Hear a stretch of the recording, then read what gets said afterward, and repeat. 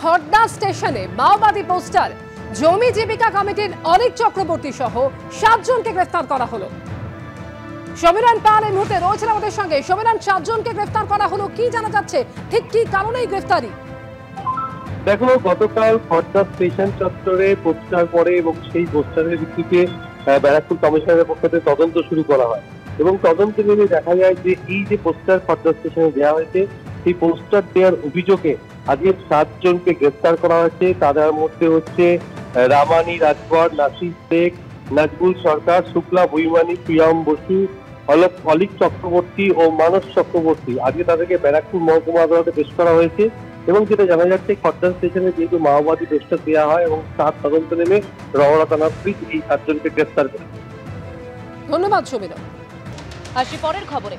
আরজিকর দুর্নীতি মামলায় ইতিমধ্যে বিচারপতি তীর্থঙ্কর দাসের নির্দেশ পুনর্বিবেচনা এবং প্রত্যাহারের মামলা দায়ের হলো।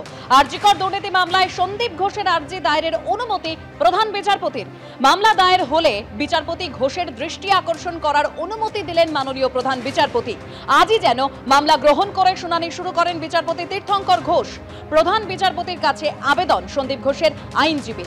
সেই নির্দেশ আমি দিতে পারি না, কখন শুনানি হবে সেটা বিচারপতি ঘোষের এখতিয়ারভুক্ত বিষয়, জানালেন মাননীয় প্রধান বিচারপতি।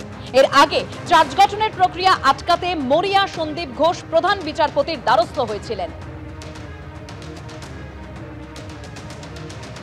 137 পাতার কপি মুখ্যমন্ত্রীকে জমা দিয়ে এসেছিলাম লাস্ট নবান্নে বৈঠকে।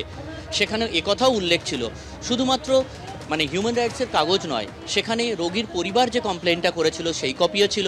সেখানে মুখ্যমন্ত্রীকে লেখা রোগীর পরিবারের চিঠি থেকে শুরু করে অনেক কাগজপত্র ছিল, যেখানে প্রিন্সিপাল হেলথ সেক্রেটারিকে হিউম্যান রাইটসের চিঠি ছিল, এগুলো উল্লেখ করা ছিল এবং এইগুলো নিয়ে ধীরে ধীরে ব্যবস্থা হচ্ছে। এটা একটা আশানুরূপ দিক যে দুর্নীতি, যে কথাটা আমরা বারবার করে বলে আসছি, স্বাস্থ্যক্ষেত্রে দুর্নীতি, সেই প্রশ্নগুলো আবার একবার সোচ্চার হচ্ছে।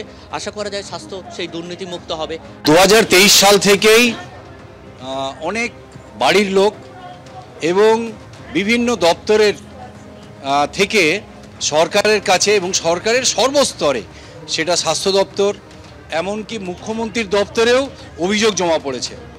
কিন্তু আমরা খুব অবাক হয়ে দেখেছি যে এই সমস্ত অভিযোগ একেবারেই নিঃশব্দের সাথে কোনো রকম কোনো ব্যবস্থা নেওয়া হয়নি।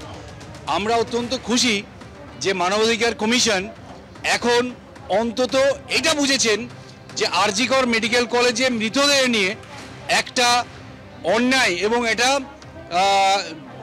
দুর্নীতির জাল তৈরি হয়েছিল। আশা করব মানবাধিকার কমিশন এটির শেষ বিন্দু অবধি দেখবে, যেখানে যারা এই দুর্নীতির সাথে যুক্ত তারা শাস্তি পায়।